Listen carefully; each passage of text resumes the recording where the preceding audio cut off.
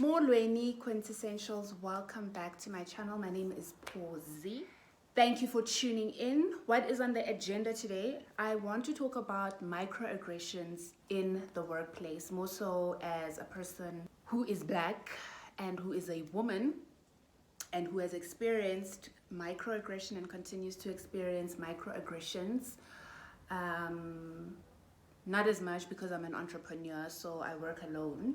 But I know that a majority of us are in corporate, we're in academic spaces.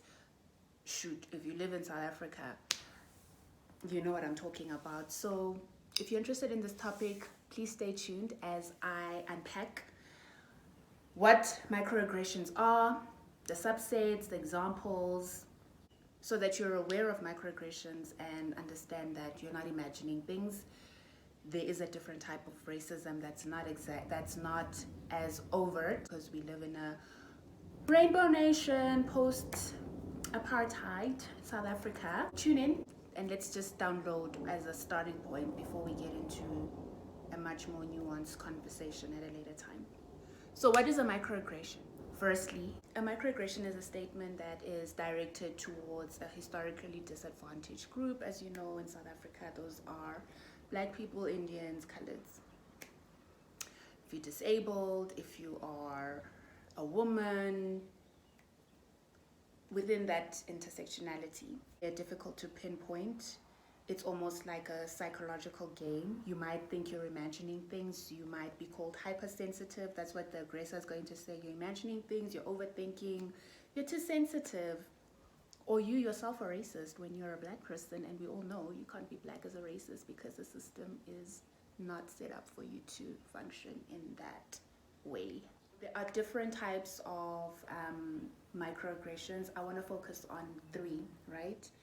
There's the micro-insults. So micro-insults are verbal, insidious in nature, and they are usually targeted at assaulting your racial identity. Classic example, you speak so well for a black person, and that for a black person is usually silent. Why wouldn't I speak well? The other hot favorite in a office setup is, your name is so difficult to pronounce, and my name is literally Pawsy. Please tell me what is so difficult to pronounce. There are literally no clicks. There is nothing complicated, but I cannot tell you how many times my name has been butchered. And I've even stopped the whole smiling, oh my gosh, your name is so difficult to pronounce. I don't entertain that, because if I'm making the effort to pronounce your name properly, I deserve the same courtesy. Even my company name, Kazimla, there's nothing difficult about pronouncing that. But anyway, the other one is, you look so exotic, or is that your real hair, or can I touch your hair? I think that's like the one that we've all, majority of us, have most likely experienced. And I think when we were younger and we were more ignorant, we used to take these insults from the aggressor as compliments, when actually no, they are intended to literally demean your identity as a black person. The second type of microaggression in a workplace setting is micro-invalidations. So picture yourself, you're sitting in the boardroom, your boss is presenting or your colleague is presenting, and they start, their presentation, and you raise your hand. Maybe there's other people also in the boardroom that have raised their hands, but they don't acknowledge that you've raised your hand.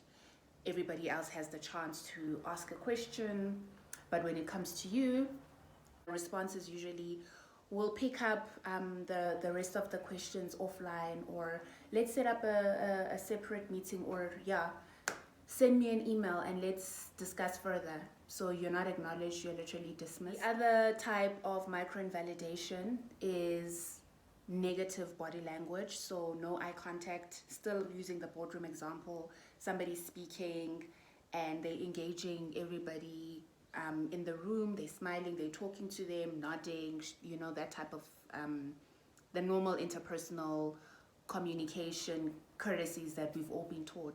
Perhaps, let's say you're the only black person in the room, you're not acknowledged.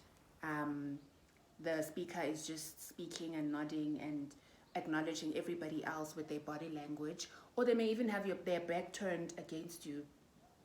So it's difficult when it's situations like that to prove that you are actually being invalidated, but it's happening, and it's happening in real time. Micro-exclusions are when people, let's say, start speaking Afrikaans in a meeting. That's happened to me, where I'm in a body corporate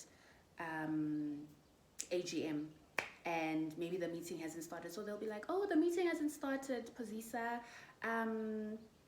we're just having our own personal conversation. Then they go off speaking Afrikaans. So you just have to sit there. Or while during the meeting will be conducted in English, and then as the meeting progresses, then they shift to Afrikaans. You raise that, like, I can't hear, you know, and then they revert back to English, but it's something that they constantly do throughout the meeting. So every now and then they revert back to Afrikaans. Oh my gosh, so sorry. Oh, Patisa, are you still on the line? Are you still in the meeting? Sorry about that. We totally forgot that you were even in the meeting. It could be like a triple effect. You are literally being invalidated, you are being excluded, and you're being insulted, all in one meeting, all in one time. And what form of recourse do you even have in situations like that, except for standing up for yourself and raising your dissatisfaction with the behavior? But if the aggressor is not willing to make an effort to recognize you, what are you actually supposed to do? I also read up on another subset of microaggressions I think it was the Harvard Review, and they mentioned that denial of individual racism is another form of microaggressions. There's the assimilation to the dominant culture, and then there's the whole being an alien in your own land. So denial of individual racism is when somebody says, oh, I'm not racist, I have black friends. Like, okay, how many times have we all heard that? Or I don't see color, I can't be racist. For the mere fact that you don't see my color as a black person, knowing the implications of what it means to be a black person in South Africa, in the world, it's literally, you're invalidating my entire experience by saying you don't see color. I actually exist. Alien land is when you're assumed to be a foreigner in your own country. I get this all the time. I'm skinny, I'm tall. I'm told, oh my gosh, are you really South African? You don't look South African, you look Nigerian. Like, bruh, I'm in Africa, obviously I'm going to look African. I live on the continent. Who else am I supposed to look like? I'm a hybrid of the people of this land. I need to look like the people of Africa. Or I can never tell you guys apart. So who's Zimbabwean, who's Nigerian, who's Malawian? You know, that's like the typical one that we are all familiar with. And it's insulting. Those are the ones where you are literally made to feel like you don't belong even in your own homeland through this type of invalidation, or so-called unconscious bias, which is, in my opinion, an inference on your conscious bias, because there's no way that you don't know what you're doing or saying. The third category that was mentioned in the Harvard Business Review, you find yourself having to assimilate to dominant culture. So that's through your hair. If your hair is like blown out, or it's an afro, or it's not combed, you're seen as being untidy and unprofessional. I know Black American women are often ostracized for braiding their hair at work. I don't know if it's that bad here in South Africa. I mean, I think we've kind of like jumped that obstacle. We rock our hair like you're gonna just have to deal. But perhaps maybe because I'm in a creative space, I have not really experienced that type of an invalidation or microaggression of that form. But also I've been in a state of assimilation for the most part. Growing up, I used to wear weaves. I used to relax my hair, so that could also be a part of the reason why I may not have experienced as much shaming for my hair. Solutions to microaggressions. Is there such a thing as solutions to systematic racism? I don't know. Please comment below and let me know. Let's figure this out together. But it's very important to be self-aware. It is happening. You're not imagining it. Intuitively, when you are experiencing even a covert racial experience, you can sense it, you can feel it, it's real. So you're not imagining it. We are all going through it. The second thing I would say is, or protect your mental health, protect your mind, because it's actually it's a psychological warfare, because like I said, you are made to feel like you're imagining something that's literally really happening, and it chips away at you little by little, bit by bit. My response was to seek a therapist, because it was just getting like too much to bear. You are made to feel incompetent just by mere existing, so you need a professional that's going to help you to maneuver situations of that nature. And if you're working in corporate and you go to work every single day, you need tools that are going to help you to cope and manage until you figure out some form of an exit strategy. Mine was to literally quit. I started my own company, and I must say that even though I experienced microaggressions, it's on a very limited, minimal level, because I'm not enclosed in that environment on a daily basis.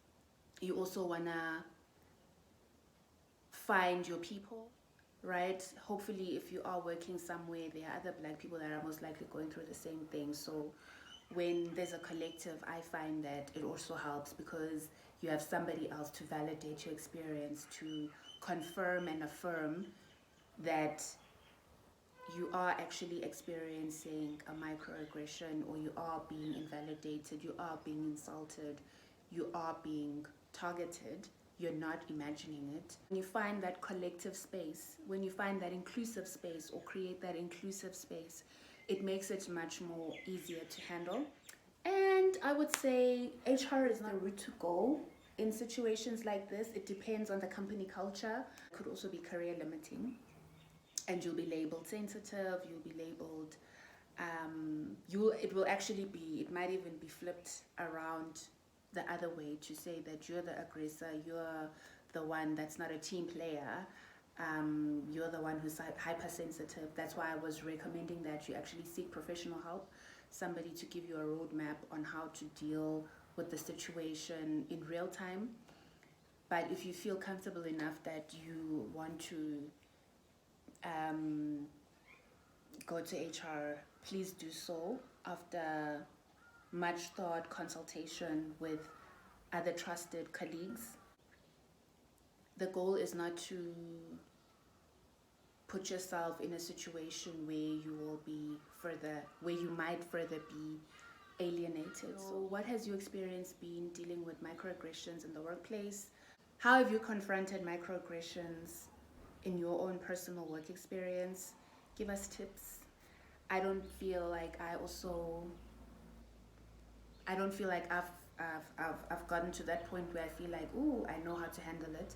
The only thing that I can say is that self-restraint will go a long way. What techniques, what strategies you are using to deal with microaggressions in the workplace and in real life in post-apartheid South Africa.